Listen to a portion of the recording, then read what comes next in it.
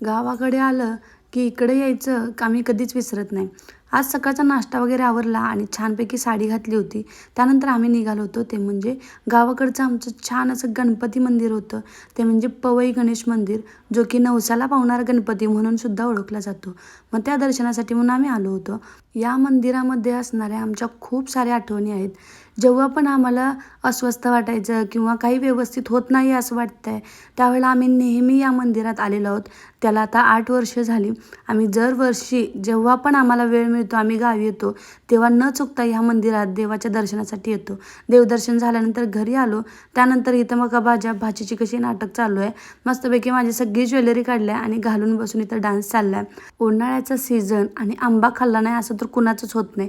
आणि यावर्षी शरूला आंबा खाण्याचं एवढं वेड लागले ना, कारण त्याला आंबा चोखून कसा खायचा हे समजले. त्याच्यामुळं आंब्याची आम्ही ह्यावर्षी खूप जास्त मजा घेते. तर चला भेटू पुढच्या ब्लॉगमध्ये.